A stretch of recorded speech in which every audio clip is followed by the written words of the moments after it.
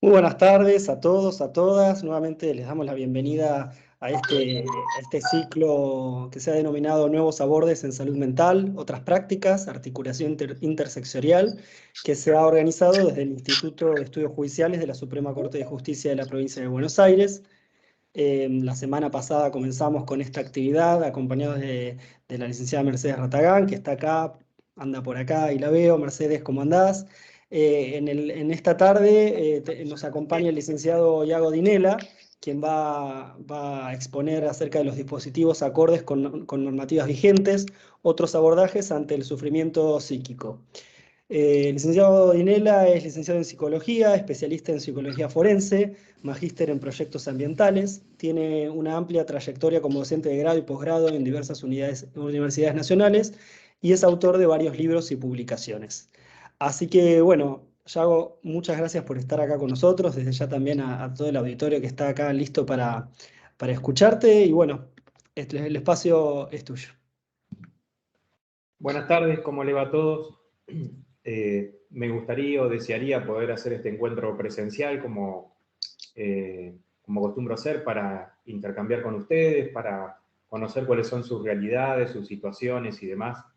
Así que en este punto siento una cierta lejanía, digamos, que nos da este entorno y una cierta frialdad propia de este tipo de eventos. De modo tal de que voy a tratar de hacer lo posible dentro de ese contexto que siento que nos es limitante.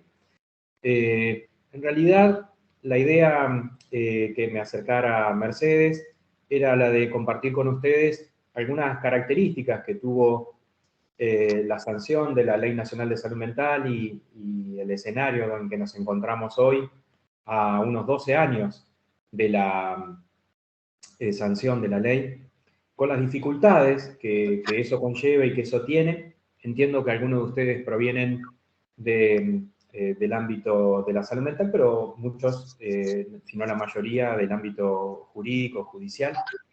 De modo tal de que también vamos a darnos como una primera idea. Me gustaría si por el chat se pueden ir presentando, al menos aquellos que quieran hacerlo, para yo saber al menos con quiénes estoy hablando y de qué profesión son.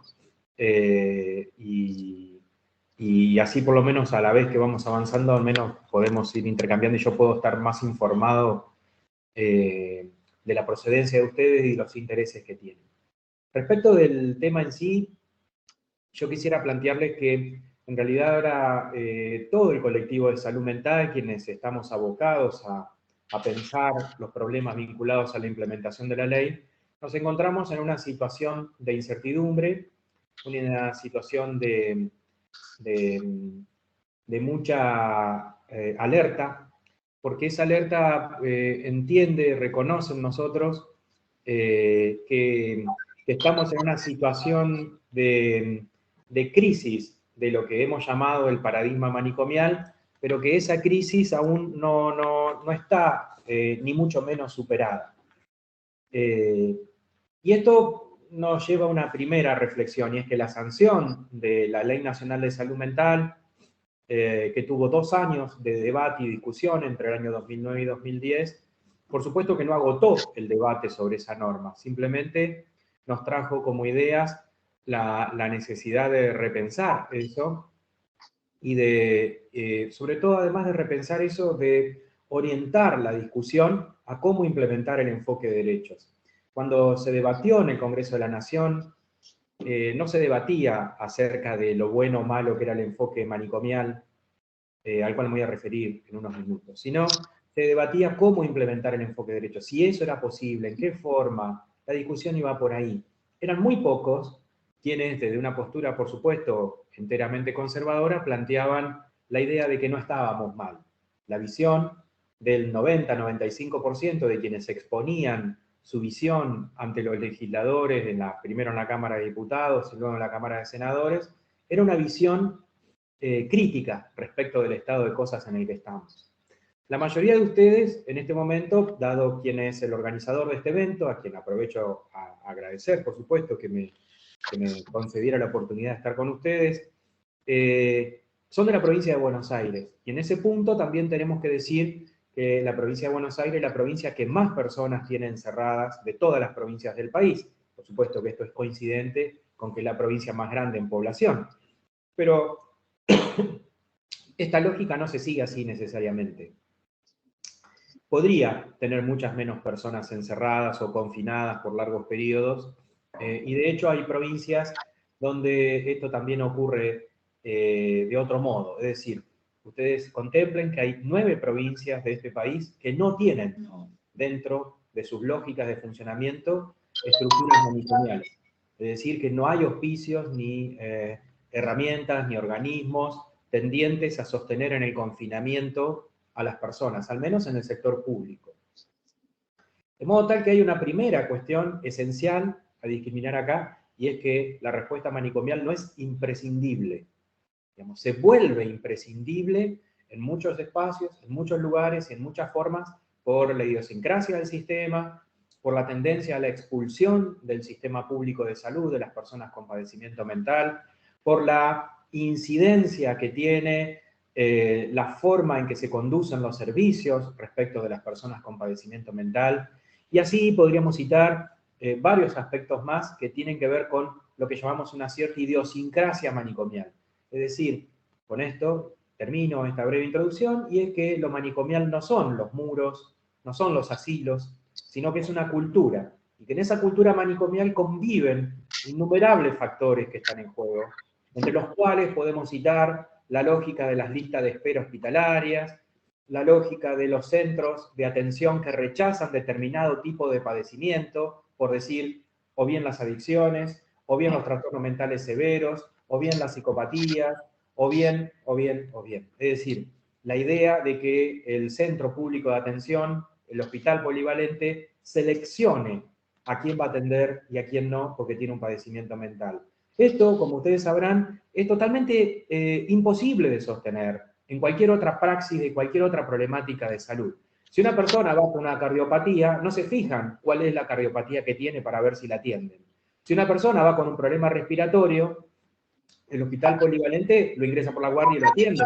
No se fija cuál es la problemática respiratoria que tiene para ver si le corresponde o no atención. Le corresponde porque tiene una problemática respiratoria y punto. Bien, entonces la selección del tipo de población o del tipo de padecimiento que se va a atender es una segunda característica sustancial de la cultura manicomial hoy en día.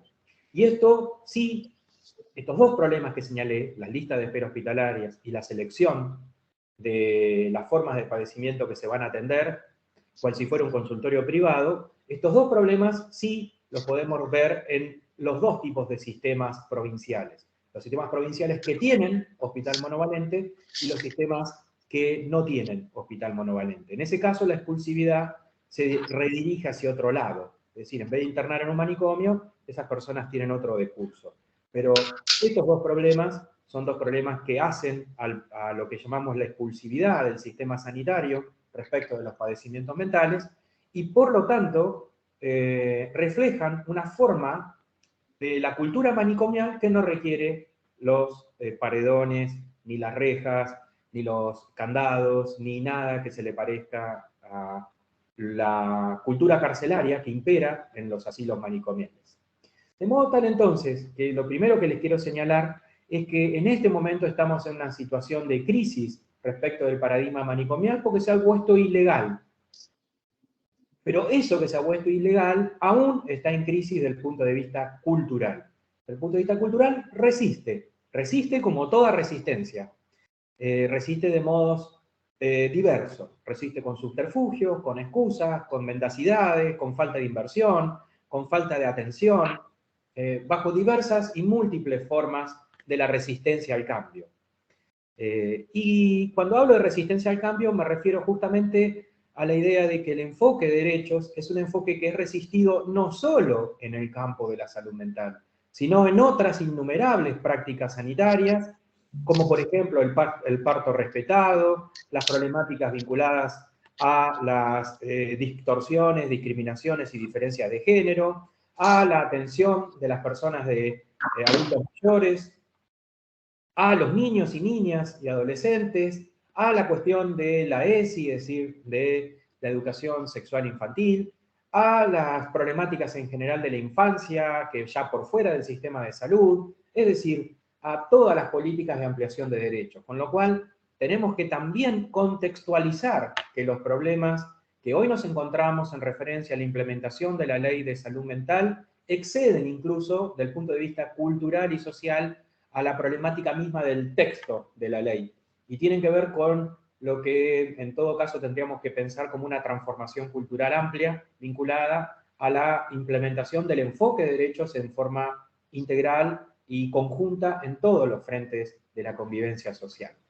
Entonces, no deja de ser sintomático esto que ocurre en el campo de la salud mental. Pero además tenemos un segundo problema, además de este, y es que la Ley Nacional de Salud Mental viene a ofrecer una ampliación de derechos en un campo, el sanitario, en el cual no corre la ampliación de derechos. Es decir, nosotros no tenemos una ley general de salud, una ley marco que dé una estructura de funcionamiento al sistema sanitario. Tenemos múltiples pequeñas leyes que regulan subpartes o subcomponentes de ese campo.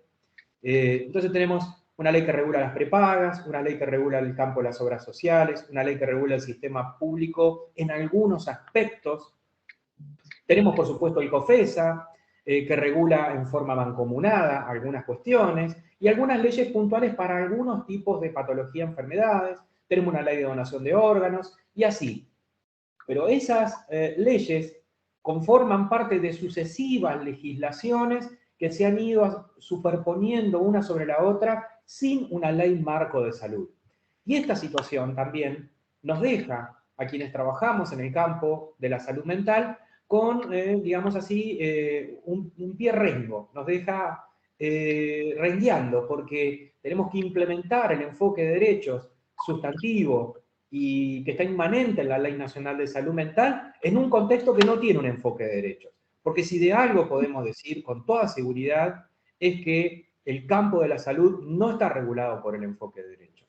Por supuesto que esto no quita que haya profesionales, que haya equipos completos, que haya incluso instituciones que intentan, que promueven, que impulsan la aplicación del enfoque de derechos en el campo de la salud. Pero no es porque eso sea parte de una política de Estado en términos de la implementación del enfoque de derecho en el campo sanitario.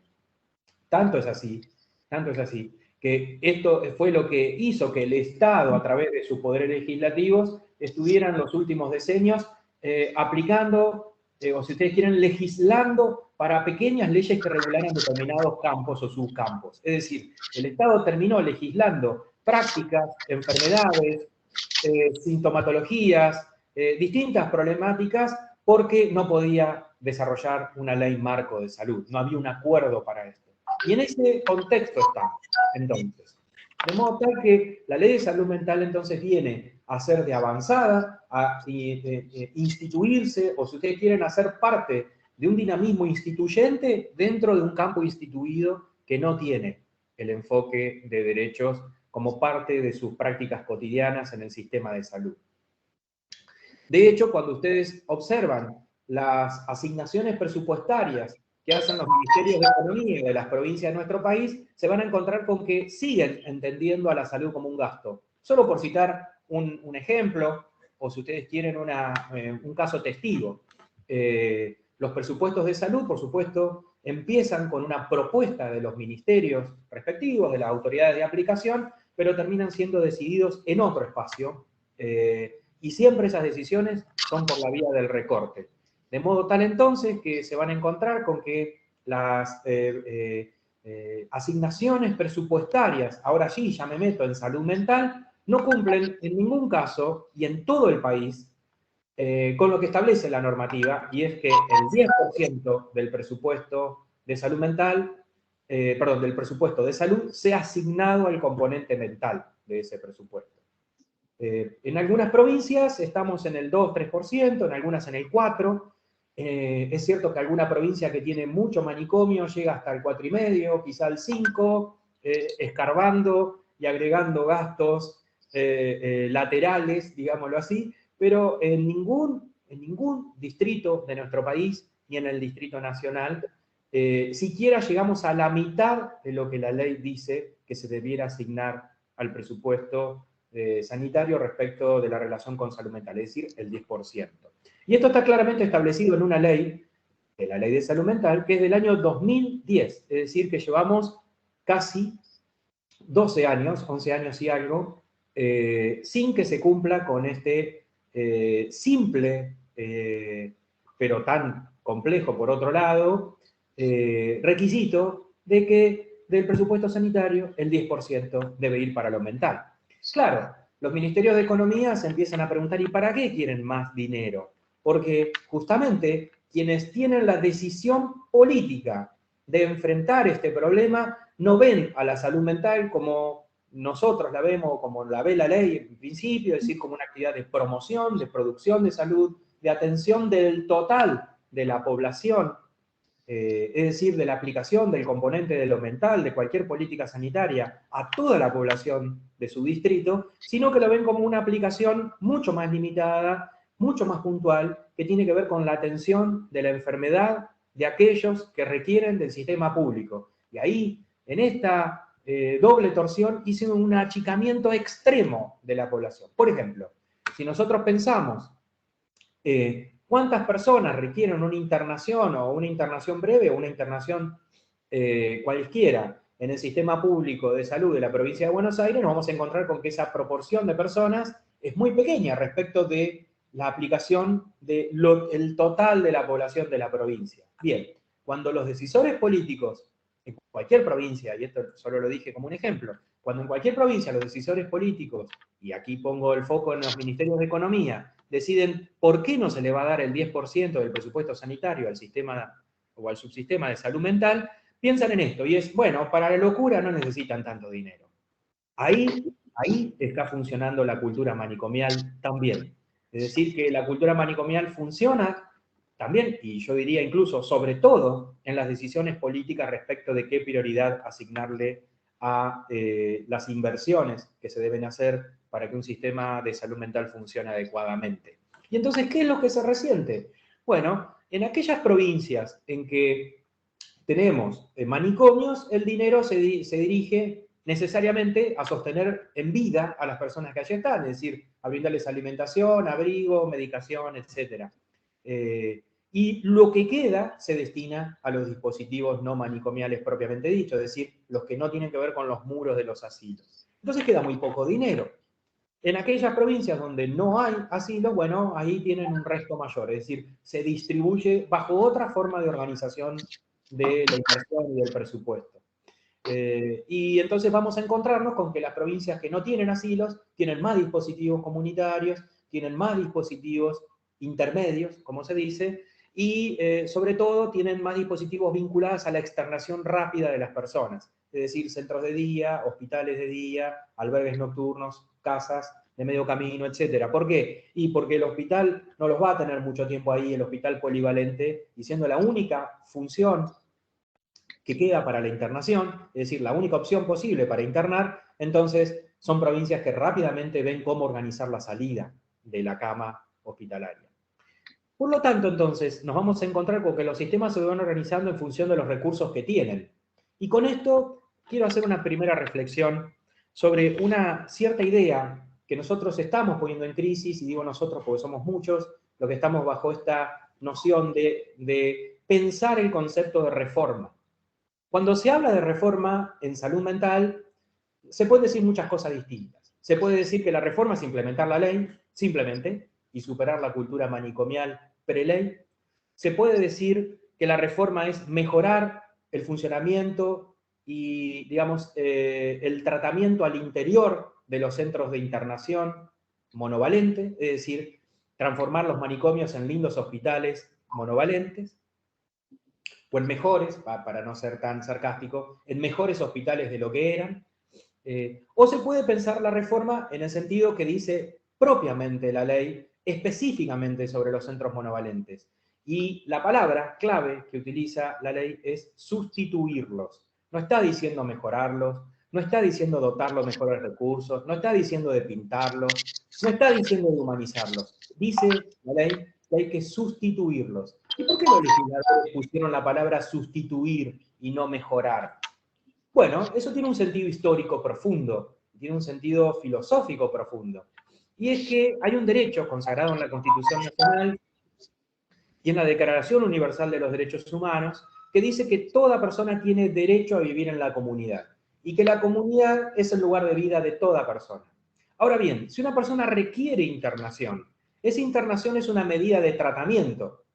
Ahora, cuando esa medida de tratamiento se transforma en un sitio de vida, de convivencia, sobre todo cuando esto es, como ocurre en algunas provincias, para el resto de la vida, entonces se empieza a incumplir la Constitución. Lo que estamos planteándonos, quienes ponemos en crisis el concepto de reforma, es pensarlo restrictivamente, no pensarlo tan ampliamente como que reformar es que el paciente esté mejor atendido, aunque esté confinado. Reformar es sustituir la cama manicomial por una cama en la comunidad. Si es que esa persona requiere una cama, digamos, contenida, atendida por el servicio público, es decir, por el Estado.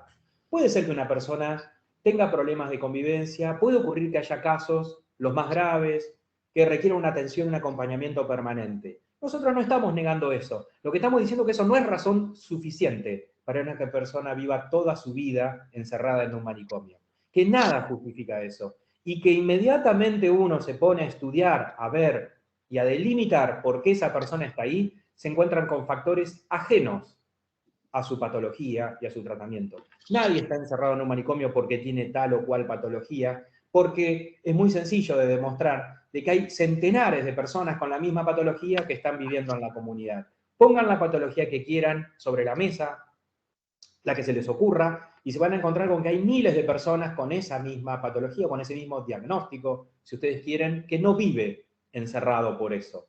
¿Pero por qué entonces vive fuera? Bueno, porque tiene o bien una capacidad vincular que le ha permitido sostenerse en comunidad, o bien porque ha tenido la posibilidad, la defensa social, los recursos, la representación legal, lo que fuere, un ejercicio de abogacía cualesquiera, que le ha permitido conquistar la idea de que el Estado atienda ese déficit, esa dificultad que le impedía, supuestamente, a otros estar en la comunidad. Entonces, lo que hace que no esté en la comunidad no tiene que ver con la patología, sino con otras consideraciones que exceden al sujeto y que tienen que ver con los dispositivos del Estado. Prueba de esto es, insisto, que hay 9 provincias que no han requerido del manicomio para atender a su población. De modo tal entonces que cuando nosotros hablamos de los problemas que hacen a los dispositivos de la comunidad, no solo estamos diciendo que debemos sustituir al manicomio por dispositivos de inserción y de anclaje en la comunidad para que estas personas tengan sus apoyos. También estamos diciendo que hay que cumplir con la Convención de los Derechos de las Personas con Discapacidad. Esa convención, que como ustedes saben es ley en la Argentina actualmente, plantea claramente, en forma concisa, directa, literal, dice que las personas que tengan una incapacitación X deben ser atendidas y acompañadas para sostenerlas en la comunidad. Es decir, que la Convención de los Derechos de las Personas con Discapacidad es congruente con lo que plantea la ley nacional. Esto no es casualidad, porque cuando revisamos el texto de la ley, nos justamente cercioramos de que fueran compatibles y coherentes con los demás instrumentos, sobre todo los instrumentos internacionales, y entonces claramente está ahí planteado que la función del Estado es brindar los apoyos y acompañamientos para que esa persona pueda seguir siendo atendida mediante dispositivos de seguimiento, de acompañamiento y de contención. El Estado no está entonces, o no tiene por función encerrar, tiene por función acompañar para no encerrar. Y esta sustitución de dispositivos entonces es la que plantea la ley nacional. Cuando a nosotros se nos dice, a ustedes, a nosotros, a todos y a todas, se nos dice de que no se puede externar a fulano o a mengana porque no están dados los dispositivos, porque no hay dispositivos en la comunidad, es una forma elegante de decir de que no se está cumpliendo con la ley nacional. La ley nacional dice claramente, en forma, digamos, indubitable, que se deben sustituir los dispositivos manicomiales por los dispositivos de inserción comunitaria. Y esto debe ser mediante una inversión. Y esa inversión remite al artículo 32 que les cité antes de la ampliación de los presupuestos en salud mental. Ahora bien, esto no ocurre, y con esto quiero terminar mi primera intervención y que empecemos a dialogar. Esto no ocurre. Es un hecho que hay dificultades para el cumplimiento de esto.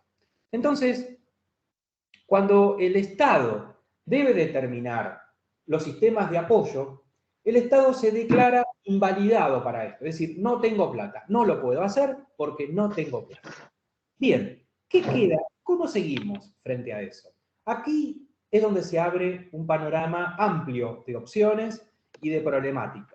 ¿Qué hacemos quienes estamos trabajando en distintos resortes del Estado, en el sistema público de salud, en el sistema público de la Fiscalía, por supuesto, ni hablar, en la defensa, los mismos juzgados, las instancias vinculadas al respeto y al cuidado de la ley, como los órganos de revisión, en fin, ¿qué tienen que hacer los organismos frente a esta situación por la cual el Estado dice, no tengo dinero? Yo haría, si el Estado pudiera hablar ahí, se los voy a parafrasear, diría, miren, yo con todo cariño le ayudaría a esta persona a salir del manicomio, pero ¿saben qué? No tengo plata, así que lo dejamos ahí. Que se quede ahí, en algún momento vamos a tener dinero y ya lo vamos a poder sacar. A ese paciente se le llama paciente social, vieron que es un eufemismo por el cual se designa que esa persona está sintomática, que desde el punto de vista de la patología ya no tiene nada para estar ahí, pero que una condición social X le impide salir.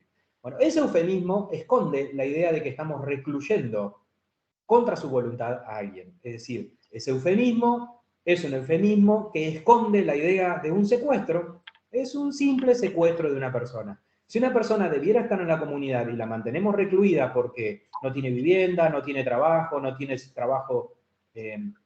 o asistencia, no tiene una pensión de discapacidad, no tiene una abogacía que le permita esto, lo que fuere, cualquier situación que fuera, no tiene un buen dispositivo de contención domiciliario, con cuidadores domiciliarios, con acompañantes terapéuticos, con terapista ocupacional, con lo que fuere, y por supuesto que esto depende de cada caso, y me abro a que pensemos en distintos casos cuáles son los requisitos, recursos y herramientas con los cuales podemos sostener a alguien en la comunidad. Bueno, digo, subsanando todo esto entonces, nos queda la pregunta de, bueno, ¿y qué hacemos frente a esta circunstancia? Bueno, el Estado nos va a decir que no se puede hacer nada, bajo distintas formas. A veces nos va a amenazar con que no hagamos nada, a veces nos va a decir que nos callemos, a veces nos va a mandar a la casa, a veces nos va a tapar de tarea para que no tengamos tiempo para pensar en esto. Es decir, va a tratar o bien de que no hagamos nada o bien de que no pensemos.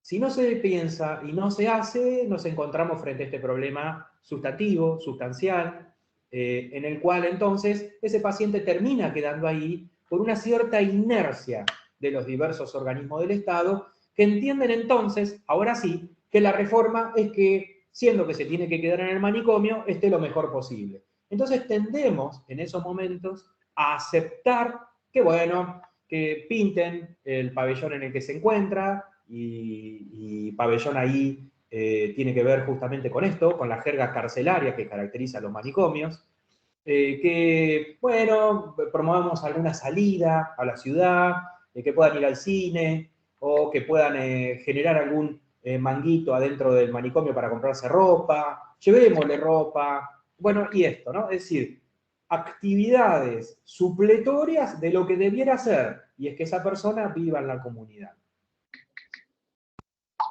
Bueno, no es el camino que nosotros les estamos proponiendo. Nosotros les estamos proponiendo empezar a plantear seriamente, severamente, a quienes corresponde que esta persona debe ser un sujeto de derechos, y esto quiere decir que se le debe aplicar ni más ni menos que lo que está planteado en nuestro marco legal, la Convención de los Derechos de las Personas con Discapacidad, la Ley Nacional de Salud Mental, la Ley de Derechos del Paciente, el Código Civil en su artículo 41 y 42, y así sucesivamente. Es decir, que no es poco lo que tenemos para soportar, para defender y para desde dónde plantear este asunto.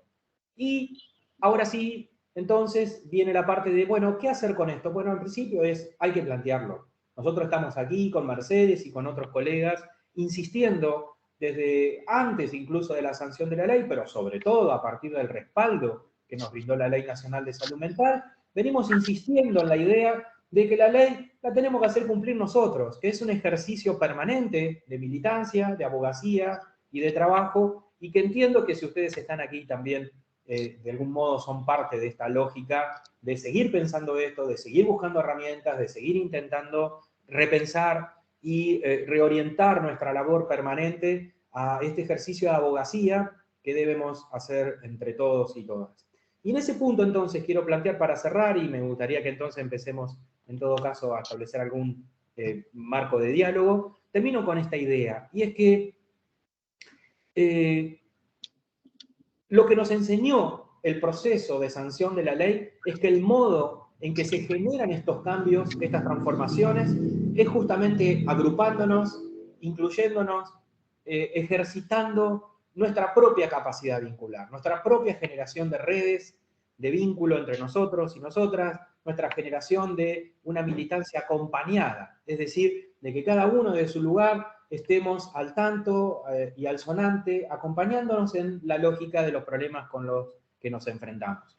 No es aquí un trabajo de llaneros solitarios o de mujeres maravillas, o como le quieran llamar, y podemos buscar algún superhéroe sin, que no sea binario, si quieren también, digamos. No va por ahí. No son trabajos en soledad, no se trata aquí de sostener esto en una forma heroica, digamos. Aquí no hay héroes, lo que hay es equipos. Entonces, lo que tenemos que tratar de seguir generando son instancias de reunión, de trabajo y de militancia. Y que yo les decía que algo nos lo enseñó. Nos enseñó el proceso de sanción de la ley. El proceso de sanción de la ley fue no fruto de 2 o 3 legisladores que se le ocurrió algo y 2 o 3 profesionales que fuimos y pusimos la jeta en el Congreso. No fue así.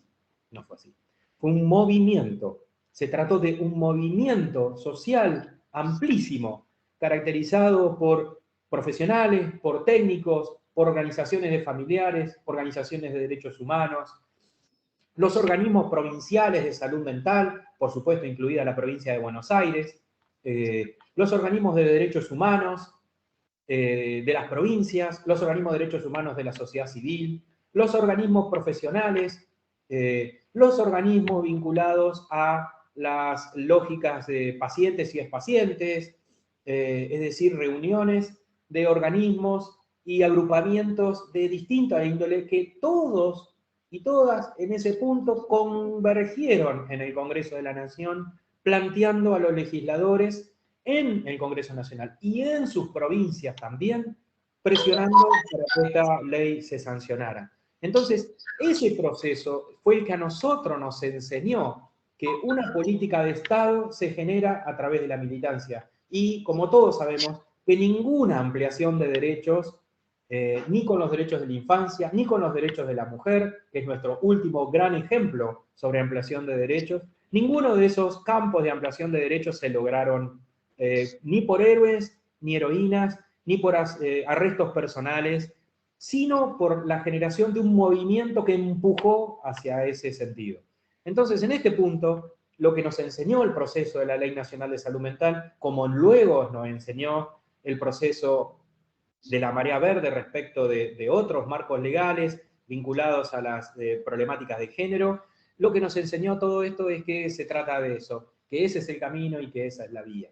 Entonces, estos dispositivos comunitarios que hoy no están, o que están en forma muy endeble, o que tienen una estructura de funcionamiento precaria, depende del lugar, depende del sitio, depende de la forma, sí son reformables, sí son mejorables, pero eso va a depender de nuestra capacidad de organización y de nuestra capacidad de presión para modificar esa cultura manicomial que, insisto, solamente hemos logrado ponerla en crisis. No la hemos modificado en lo más mínimo, y prueba de ello es que, digamos, si bien han decrecido las camas hospitalarias de centros monovalentes en la provincia de Buenos Aires y en el resto de las provincias del país, no hemos cerrado un solo manicomio en este país en los últimos años. Están todos vivos y coleando, están todos sosteniendo esta lógica del paciente residual o del paciente social, y estamos aún hoy en circunstancias de una enorme expulsividad del sistema sanitario respecto de las problemáticas de salud mental, sobre todo la de trastornos mentales severos o aquellas que ese conjunto poblacional termina, el del sistema sanitario, termina creyendo que no le corresponde atender como si fueran de otro país o de otro planeta, esas personas que padecen en forma predominantemente mental. De modo tal entonces que aquí yo quisiera dejar mi primera intervención y que pasemos ahora a un espacio de dialogar. Les abro la palabra.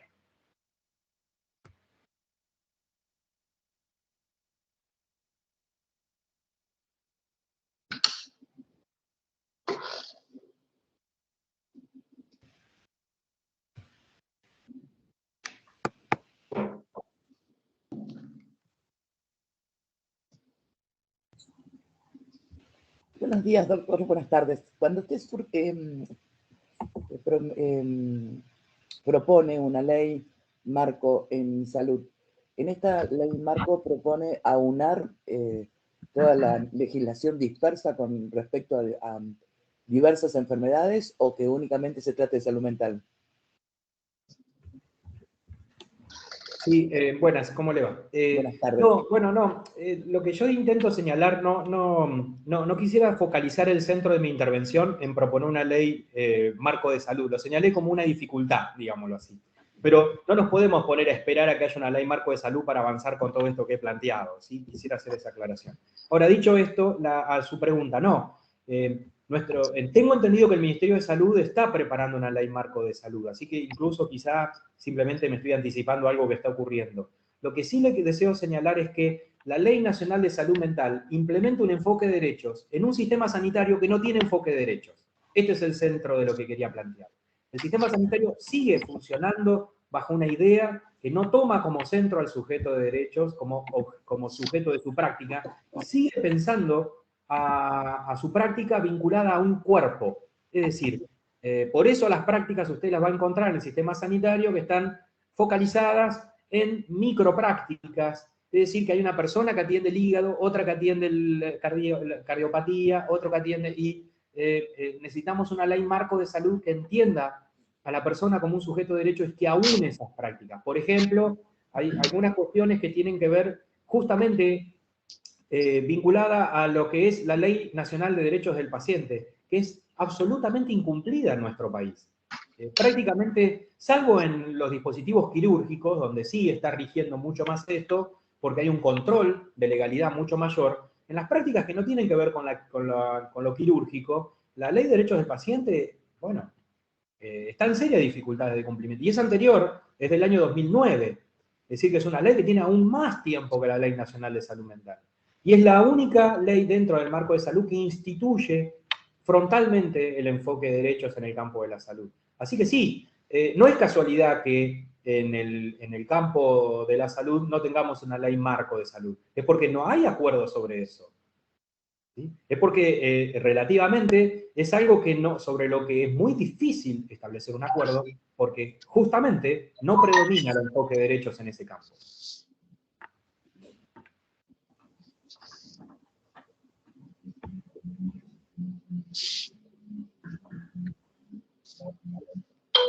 Perdón, buenas tardes. Mi nombre es Cintia de Parma. La cámara no la puedo encender, no sé por qué no me deja.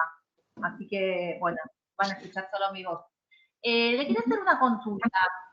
¿No hubo ningún tipo de medidas de amparo con relación a esto, de que no hay lugares acordes a la nueva ley? Que sean, o sea, ya se los manicomiales y poner dispositivos donde la gente que está en condiciones de egresar, pero tiene problemas sociales, en general, que no tienen familia o no quiere hacerse cargo de la familia, no hubo ningún tipo de acción colectiva o amparo, algo, nadie presentó a ninguna de las provincias donde estamos teniendo estos problemas. Cintia, ese es tu nombre, ¿no? Sí, sí. Cintia, sí, ocurre eso que vos estás planteando, pero yo no sería tan tajante, y lamento si te he dado esa idea. Yo no diría que no hay dispositivos a nivel comunitario. Diría algo así, que los dispositivos a nivel comunitario no se condicen con el volumen de población que debe ser atendida. Por ejemplo, en La Plata vos tenés que hay centros de día. En la ciudad de La Plata, que es algo que conozco particularmente porque viví muchísimos años ahí. Hay centros de día. Pero después, a nivel del interior de la provincia, esto ya no ocurre. Entonces, si una persona es externada en una localidad del interior de la provincia, te vas a encontrar con que el Hospital General quizá a lo mejor tiene cama de internación, pero después no tiene el centro ambulatorio para derivar esa persona. Entonces, no diría que no existe el recurso, sino que ese recurso no está extendido. Es decir, la atención comunitaria no forma parte de la estructura de funcionamiento del sistema, sino que son episodios. Es decir, que hay lugares donde por arrestos personales, por militancia de las personas que allí trabajan, porque apareció un recurso que tiene implicación en el tema, es decir, que conoce cómo hacerlo, entonces se crea el dispositivo. Y en aquellos lugares que no ocurre. Entonces, lo primero que diría es, no lo pensaría por sí, no. No es que no hay dispositivos comunitarios, y tampoco podemos decir, sí, en esta provincia los dispositivos comunitarios están. En ninguna provincia tampoco me atrevería a decir eso. Lo segundo que te quiero plantear es que respecto a los dispositivos comunitarios, tenemos un segundo problema, y es que también requiere una formación, una capacitación al respecto. Es decir, si nuestras residencias en salud mental solo enseñan a trabajar en el servicio de salud mental del hospital, y estamos en un problema, porque el recurso humano, ¿cuándo se va a formar en la atención de dispositivos alternativos a la cama de internación o a la atención ambulatoria hospitalaria? Eso requiere una formación específica también, es algo que siempre surge en todas las capacitaciones que brindamos, incluso en las universidades, surge este problema. Y es que los dispositivos de atención basados en la comunidad requieren una capacitación específica en intervención comunitaria, en dispositivos grupales, en atención ambulatoria. Termino esta idea. Entonces, esa formación específica también es un asunto, también es un problema, y ahí tenemos un foco de conflicto, que es dónde encontrar recurso calificado para instrumentar esos dispositivos comunitarios. Bueno, lo que quería agregar es que la falta de preparación tiene que ver casi con todo lo que es derecho de personas vulnerables, porque no es solo el tema de discapacidad o salud mental, en el mundo pasa lo mismo. Y en violencia de género, por ahí hay más sectores preparados, pero a ver, también yo lo que veo, porque trabajo en un juzgado de familia del conurbano, lo que noto en las tres temáticas, que son las más álgidas, obviamente, del juzgado, la falta de recursos de todo tipo, y eso es fundamental. Porque el juez se da cuenta que una persona, a ver, que tiene el alta y tiene que salir a la sociedad, y no hay forma, no hay lugar donde pueda ir, no hay familiar que se haga cargo. Lo mismo pasa quizás con niños, donde no tenemos hogares o familias adecuadas, sobre todo cuando hay familias de tránsito, que tampoco les hacen una preparación a la familia de tránsito. Lamentablemente, lo que yo veo que en todos los ámbitos de personas con derechos vulnerados nos está pasando lo mismo. La falta de capacitación y la falta de recursos. Lo que te quería aclarar con relación a si hubo alguna acción colectiva o amparo cautelar, me refería sobre todo al presupuesto, porque si el presupuesto está previsto en la ley y como consecuencia de esa falta de cumplimiento carecemos de un montón de recursos necesarios, a eso era lo que apuntaba yo al principio. Ahora te entendí. No, que yo sepa, no, falta abogacía en ese aspecto. Es decir, falta un trabajo sobre los órganos de revisión, por un lado, y de estos para con el Estado, y del control a nivel de las organizaciones de la sociedad civil sobre los ministerios de salud, y yo te diría más aún sobre los ministerios de economía. Es decir, cuando se lleva un presupuesto provincial o municipal o nacional al Congreso o a las legislaturas, ahí falta un trabajo de abogacía por decir, esperen un momento, ustedes están incumpliendo este precepto, están incumpliendo este artículo de la ley.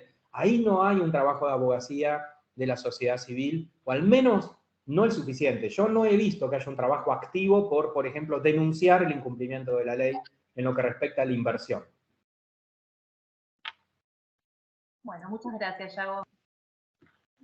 Sí, los amparos no prosperan con respecto a las inversiones estatales, ¿eh? En realidad, como son cuestiones presupuestarias y demás, siempre encuentran manera de neutralizarlo y no hay... yo trabajo en una comisión de discapacidad del colegio provincial, coordino la comisión, y nosotros hemos trabajado mucho ahora con el tema de la pandemia, que dejó a la luz un entramado muy débil, y las personas con padecimientos mentales me parece que fueron las más vulnerables y las más afectadas, y cada vez que quisimos intervenir, nos dicen que no se puede, no puede un poder intervenir sobre una facultad que tiene el otro poder, que es distribuir sus recursos de acuerdo a un presupuesto general. Y ahí, sí, bueno, salvo que se esté incumpliendo con la ley. digamos. Exacto, Eso salvo está que muy se bien. estén cumpliendo. Las funciones administrativas no se pueden imponer, salvo que haya un incumplimiento de la ley. Porque Claro. si uno está incumpliendo la ley, no es que está, no está digamos, entrometiéndose en la función administrativa. Está señalando que hay una ilegalidad, digamos así. No corre Nosotros esa línea. desde la abogacía lo que vemos que nos preocupa mucho, fundamentalmente estos casos tan mediáticos que últimamente hemos escuchado con respecto a consecuencias sobre adicciones y demás, que comienzan a hablar de la reforma de la ley cuando en realidad habría que instrumentarla bien primero, porque existe como un vacío desde el momento en que una internación de urgencia, sea porque se está dañando a sí mismo o a terceros, cesa, y después lo largamos a la sociedad sin ninguna contención o ninguna red o ningún seguimiento, en la mayor parte del país, diría yo. No hablamos de las ciudades más concentradas, como puede ser La Plata, Buenos Aires, que tienen por ahí organizaciones, sino del interior profundo, donde estas organizaciones no existen, donde no hay, qué sé yo, casa de medio camino, donde no hay profesionales suficientes, y bueno, queda ahí un vacío importante que deja sin ningún reparo de derecho. Y de ahí provienen todas las quejas y los problemas con respecto a esta ley. Sí, déjenme decirles un par de palabras respecto de esto, de los casos mediáticos sobre el problema de la internación involuntaria. Yo no me extendí sobre esto porque entiendo, por lo que me mencionó Mercedes, que lo va a trabajar mucho la semana que viene la doctora Graciela Natela, que es recontra ultra especialista en esto. Pero sí me permito decirles un par de cosas de orden psicojurídico, que es en todo caso mi especialidad. La ley tiene perfectamente establecido, preestablecido, porque así fue pensado en su textura cuando se escribió, qué hacer con una internación involuntaria. No hay ninguna dificultad en la ley para internar involuntariamente. Y nosotros venimos viendo en realidad eso como, por supuesto, parte de un debate que intenta regresar, es decir, cuando se plantea que no se puede internar, en realidad hay detrás otras cuestiones, hay otros problemas detrás de eso, y es ¿por qué no se quiere internar? ¿Cuáles son las dificultades que aparecen? ¿Qué les ocurre a los hospitales que no internan? ¿Qué tipo de cosas quieren internar y cuáles no? Y así sucesivamente.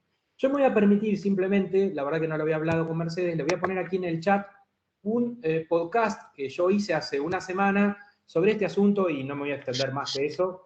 A quien le interese lo puede buscar ahí. Ahí está el podcast, se lo puse en el... A ver, ¿está el link? Sí, está el link.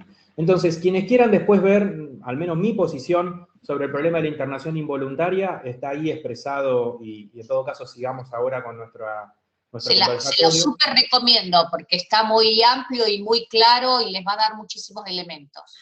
En ese podcast yo trabajo específicamente qué dice la ley, no la ley de salud mental, sino que dice toda la normativa nacional en referencia a la internación involuntaria y por qué se dice que no se puede internar. Porque ahí está la clave del asunto. ¿Alguna otra consulta, pregunta de los demás asistentes? Así ampliamos este conversatorio hacia otras personas. Consulta porque tiene que ver con esto. Por ejemplo, vos ordenás la internación involuntaria porque te das cuenta que es un caso extremo, que se pone en riesgo así. Se da mucho en adicciones, sobre todo. Te cuento, por ejemplo, va al Cabret, lo rechaza, va entonces al polivalente que tenemos por acá, ¿y qué pasa? Tiene sala común, es grave, se va, piden custodia policial no le puede poner, la familia no se puede hacer cargo porque no lo puede contener. Alguna familia va y se queda, otra no se queda. Se levanta y se va la persona que internaste. Sigue siendo un riesgo para sí y para terceros. Y eso nos pasa todo el tiempo. No hay lugar, hay casos en que quizás necesitas algo que sea de puerta cerrada como para el primer mes poder contener a la persona. Pero la realidad es que en la práctica se hace re difícil. Tenemos a las familias que capaz que en 2 días vinieron 3 veces. Y vos le haces los oficios, hablamos directamente con el hospital, con un médico, con el otro. Y han mandado de vuelta a las personas. Entonces, la verdad que tenemos todo un problema con eso. Sinceramente.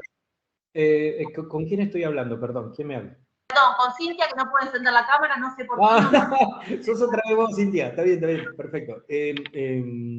A ver, Cintia, sí, efectivamente está ocurriendo esto. Efectivamente ocurre que el hospital está expulsando a las personas con padecimientos mentales graves y que están bajo una circunstancia de riesgo cierto inminente diagnosticando muy rápidamente y sin mucha evaluación de que no es razón de internación. O bien de que ellos no lo pueden atender, o bien de que no tienen cama, o bien.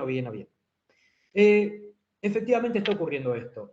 Mi recomendación en ese punto es reclamar ante el órgano superior a esa instancia. Es decir, hablarlo con la Dirección Provincial de Salud Mental, hablarlo con el órgano de revisión, y si es necesario extenderlo al órgano de revisión nacional, hacer intervenir a la Administración de Justicia. Es decir, lamentablemente, lo digo así, hay que dar parte a la justicia cuando esto ocurre, porque en algunos casos, por supuesto, desconozco el que vos planteas, pero en algunos casos termina siendo un abandono de persona eso. Perdón, nosotros somos la justicia y no sabemos, o sea, más qué hacer, porque hasta llamamos, hablamos con los directores, o sea, ya no sabemos. Está bueno esto, bueno, lo voy a plantear, lo del órgano de revisión nacional, poner como apercibimiento eso en el caso de que lo rechacen, porque la verdad es que es muy, muy difícil. Uno le pone todo, pero si es no, si el recurso, digamos, llamémoslo material, no está, los papelitos y las órdenes son muy lindas, pero a la gente no le sirve. Y te hago una consulta, Cintia. ¿Ellos te dan un alta de esa persona? ¿Te envían un alta médica? No, por ejemplo, recientemente tuvimos un caso grave que derivamos al Cabred, porque de adicciones, porque estuvo internado varias veces en el Cabred. ¿Pero por qué lo derivas al Cabred y no al hospital más cercano a esa persona? Porque, a ver, en el más cercano lo que pasa es esto, que por el grado de agresividad que tiene y no hay quien lo cuide, se escapa, aunque esté la familia. ¿Y qué tiene que ver? ¿Cómo que tiene que ver? ¿Por qué no va al hospital público más cercano? Porque se va, lo recibe, pero no se va, incluso a la familia. ¿Quién lo acompañe? Porque, a ver, generalmente... Discúlpame. Sí. ¿Quién dijo discúlpame? Insisto en la Perdón, ¿se me pregunta, escucha? ¿por qué no se envía a esa persona al hospital público más cercano? Es que la Es mayoría... retórica la pregunta, ¿sí? No, está bien, la mayoría va al hospital público más cercano, pero esta persona, como estuvo ya en historia clínica en el Cabred, ya estuvo internada y tiene historia clínica en el Cabred... Ah, bien, tiene su equipo de referencia en el Cabred. Claro, es por eso. No, la mayoría son acá, los hospitales públicos que tenemos acá, que tienen sector de psiquiatría, pero es un hospital polivalente. Pero en este caso en particular, y la respuesta fue no, porque con el cumplimiento de la ley cerraron y están egresando todo el mundo, y estaba re grave porque había apuñalado a alguien. Te voy a contar, déjame contarte una breve viñeta. Yo entiendo lo que vos estás diciendo y no es que no lo observe, lo he visto y lo he padecido y te lo voy a contar en esta viñeta. Hace unos años, hace 2 o 3 años, yo trabajo en el sistema penitenciario actualmente. Hace 2 o 3 años una persona que había cometido un delito muy grave y que estaba muy culposo por ese delito muy grave que había cometido, se cuelga en el penal. Se cuelga. Lo bajan porque lo descubren muy recién producido el hecho, autoproducido por supuesto, y lo bajan, lo reviven los enfermeros. Teníamos un enfermero excelente que lo revivió, lo acomodamos, me lo derivaron a mí, que era el psicólogo de ahí, lo atendí durante 2 o 3 horas y lo derivamos al hospital público de la ciudad donde estaba. En el hospital público lo reciben por guardia y le pasan un suero, 10, 15 minutos, dicen que lo acomodaron, en el suero le ponen una medicación, y lo pretenden devolver diciendo que ya no había orden, que no había criterio de internación. Estamos hablando de una persona que se había matado, pero que no funcionó y que por eso seguía viva. Decían que no había un criterio de internación. ¿Sí? Entonces nosotros lo que hicimos ahí, en ese caso, ya avivados de que esto podía ocurrir, fue pedirles que nos firmaran, según el artículo tanto de la Ley Nacional de Salud Mental, el alta del equipo interdisciplinario, porque esa persona iba a venir al penal y se iba a intentar colgar de nuevo. Entonces, que ellos nos dieran el alta para nosotros poder llevarnos a la matrícula de ellos, por lo menos. Ya que ellos iban a llevar la vida de la persona, por lo menos nosotros llevarnos a la matrícula de ellos. ¿Y sabés lo que ocurrió? Lo bajaron de la ambulancia a la que ya lo habían subido para que se vaya al penal, se lo metieron en la guardia, lo empezaron a atender y lo tuvieron 3 días hasta que lo compensaron. ¿Por qué? Porque le pedimos un informe interdisciplinario, que es lo que dice la ley, diciendo que lo daban de alta, es decir, que no había criterio de internación, que no había riesgo cierto inminente, y que entonces, como no había riesgo, ellos le daban el alta. Cuando corrió la matrícula de ellos, ahí lo internaron. Con esto te quiero decir, no lo pienses como algo, sino trágico, o sea, ni siquiera quiero ponerlo como un ejemplo, es algo que ocurre. Sí, te va a ocurrir eso, y hay que pensar estrategias vinculadas a la asunción de las responsabilidades también en esto.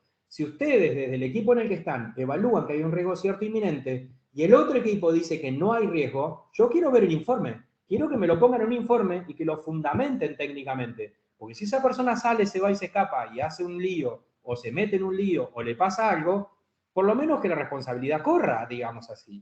Entonces, en este punto, donde yo digo que es un trabajo de poner el cuerpo, que es permanente, que es doloroso, que es duro, y que es cotidiano, digamos, y que es cotidiano. Sé que no te estoy dando una solución al problema que vos planteás, porque es un problema estructural. A esto es lo que le llamamos cultura manicomial, Cintia. A eso es lo que le llamamos cultura manicomial. Entonces sí, es un problema estructural, pero en el día a día nosotros tenemos herramientas para ir operando en esto. Y ahí tenés varias. Podés hacer la denuncia, podés plantear un abandono de persona, podés pedirle el informe interdisciplinario, podés elevar esas actuaciones al órgano de revisión, podés llamar a la Dirección Provincial de Salud Mental y plantear esto. Tenés herramientas. O tienen herramientas, no lo pienses tampoco sola, digo, pensalo con otros, dale participación al juzgado o a la persona que tiene capacidad decisoria en la institución en la que estás.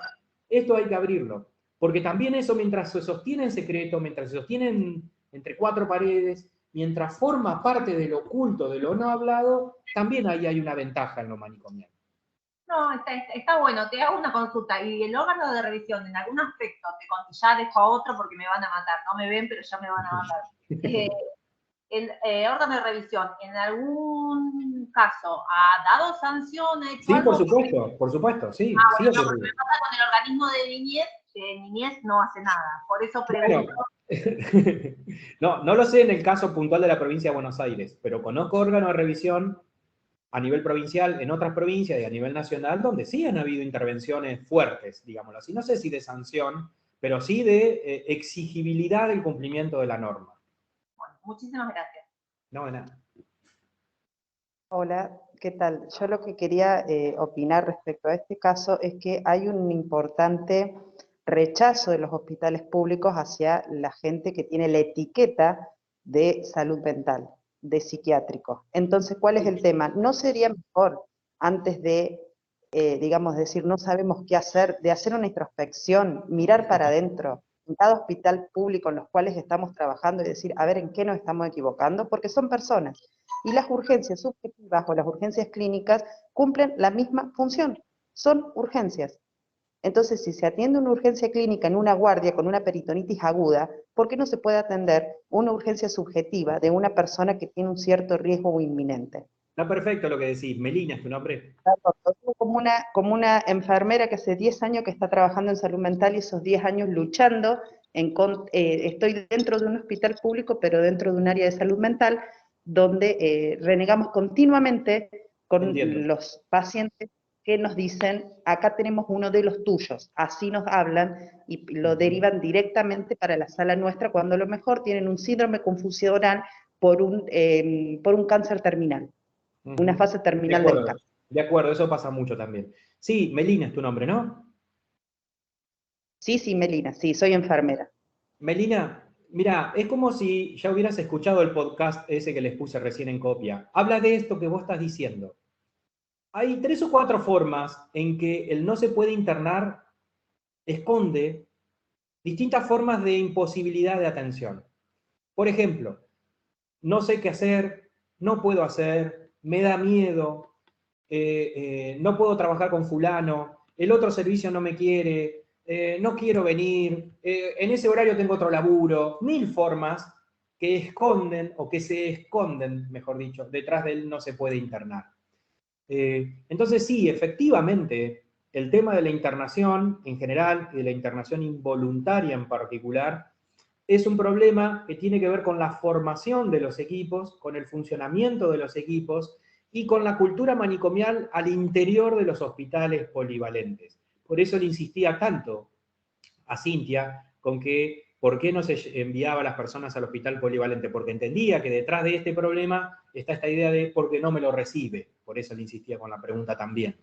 Entonces sí, por supuesto que tenemos un gran trabajo para hacer al respecto de los hospitales monovalentes, por un lado en lo que respecta a su sustitución, pero de los hospitales polivalentes por otro lado, para que dejen de pensar a lo mental como el espacio de la locura o de la enfermedad mental y empiecen a pensar a los sujetos que son sujetos del sistema sanitario, es decir, aquellos que acuden al sistema sanitario como sujetos que tienen un componente corporal, un componente psíquico y un componente social, como dice la definición de salud de la OMS, y que desde esa idea es un solo sujeto que puede expresar su padecimiento mediante cualquiera de esas circunstancias. Entonces uno lo expresa porque perdió un laburo, otro porque tiene una patología o porque tiene un trastorno mental, otro porque tiene un trastorno orgánico de algún tipo en alguno de sus sistemas o en alguna forma de expresión en su cuerpo. Y esas formas de expresión del padecimiento no dejan de ser opcionalidades, donde primero aparece por un lado, después por otro, entonces una persona así puede ingresar por una psicosomática o puede tener un proceso oncológico y tener asociado un componente mental. ¿Cómo no lo va a tener? Por supuesto que sí, si son componentes del mismo sujeto. Cuando nosotros ingresamos al sistema de salud de una persona por uno u otro aspecto, es decir, por aquello que sintomatiza, no estamos haciendo sino darle una vía de entrada, pero después tiene que volver a ser un sujeto integral cuando lo atendemos. Este asunto tan sencillo de explicar y tan sencillo de observar, tan irrefutable por otra parte, sin embargo es harto difícil de sostener en el sistema sanitario. Y a esto me refería también cuando decía que no hay una ley marco que integre.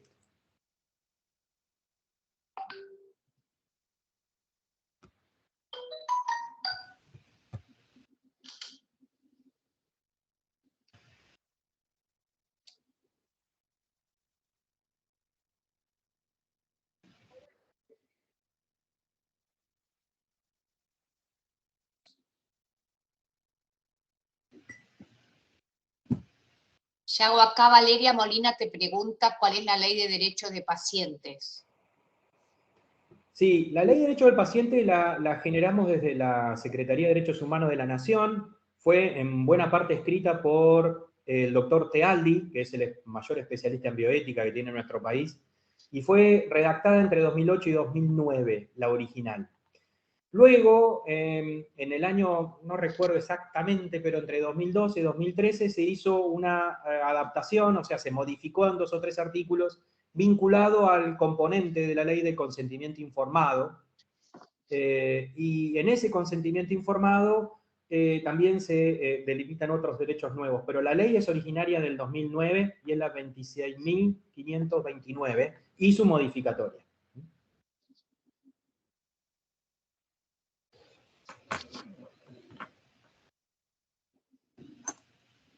Sí, es anterior a la de salud mental, ¿no? Sí, sí, efectivamente, es un año antes. Yo lo recuerdo muy bien porque en esa época yo trabajaba en la Secretaría de Derechos Humanos y el doctor Tealdi tenía un escritorio al lado del mío. Así que, si bien yo estaba trabajando otro tema que tenía que ver con salud mental y derechos humanos, estábamos justamente trabajando sobre los proyectos de ley que en ese momento había en el Congreso, que estaban en la Cámara de Diputados, eran 3 los proyectos de ley que había en el 2008-2009. Luego terminó teniendo curso el de Leo Gorbax, pero recuerdo puntualmente que había otros 2 más. Y él estaba ahí con lo otro y fue, la verdad, el artífice de esa ley.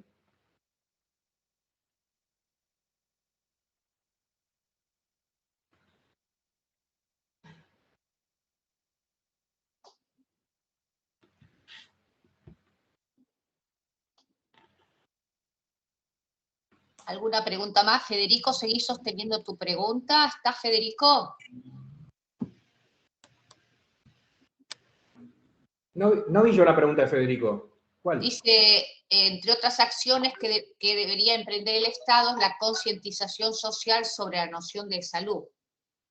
Bueno, Federico, está en la ley de salud mental y sobre la noción de salud, o si ustedes quieren de salud mental en particular, la Ley Nacional de Salud Mental tiene un artículo que dice de que la enseñanza de las profesiones de la salud en las universidades deben adaptarse a la enseñanza de esas profesiones desde el enfoque de derechos. Así que yo pondría primero un aspecto central y es, hay que repensar la formación de grado de las profesiones de la salud y en particular aquellas que intervienen en salud mental. Esa es una medida. La otra medida es lo que señalaba antes respecto de la administración, es decir, los ministerios de salud son la autoridad de aplicación. Bueno, hay que repensar la forma en que la autoridad de aplicación implementa esto.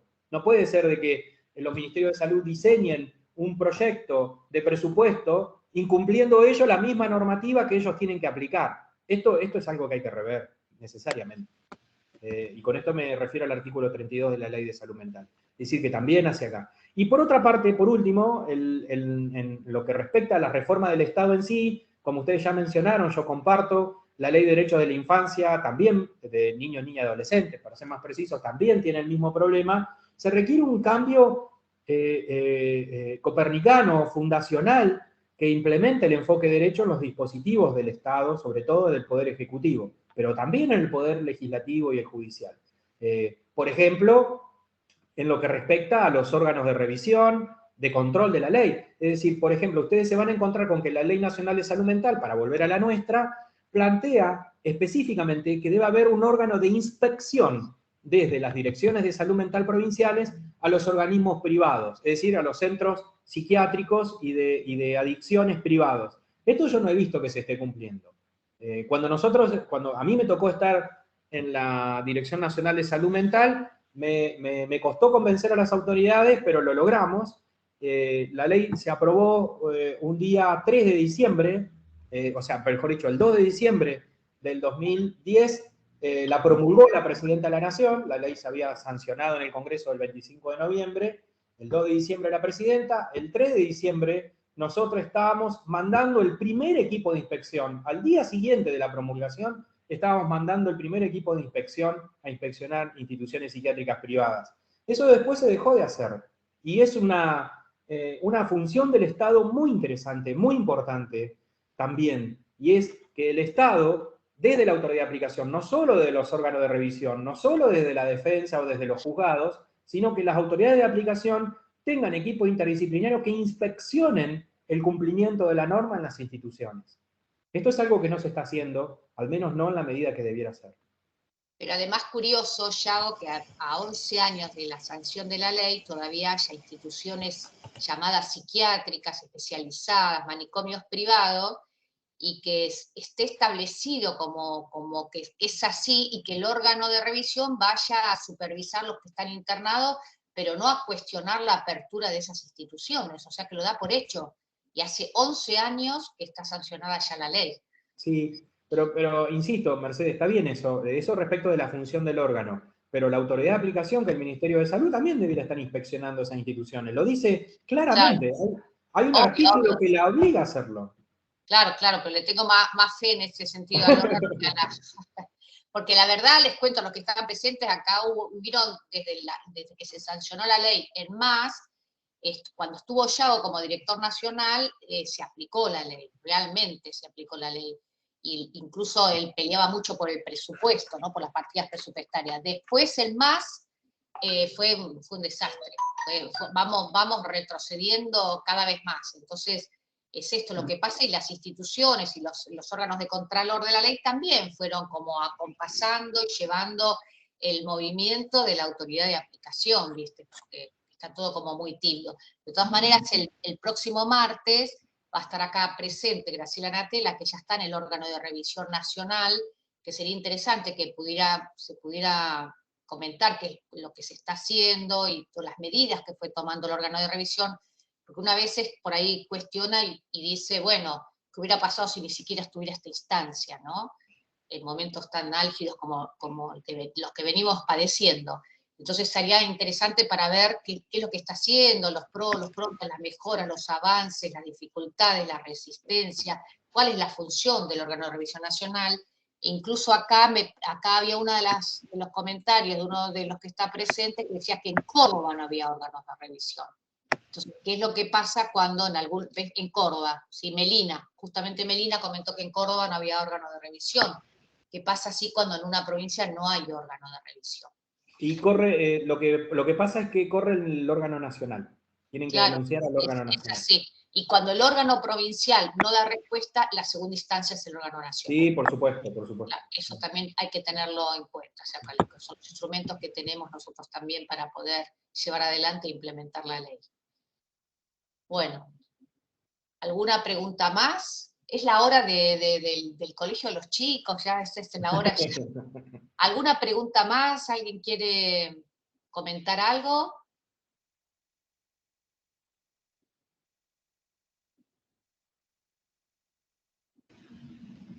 Bueno, me voy a ir despidiendo agradeciéndoles la atención y el acompañamiento. Les agradezco las intervenciones que también nos permitieron hablar otros temas que no habían estado presentes en mi primera exposición. Y bueno, agradecerles, quedamos a disposición. Nos pueden contactar, yo recién a través de ese link les pasé también lo que es ahí mi sitio, y están mis redes y demás, y quedo a la expectativa de lo que ustedes necesiten, en lo que yo les pueda colaborar.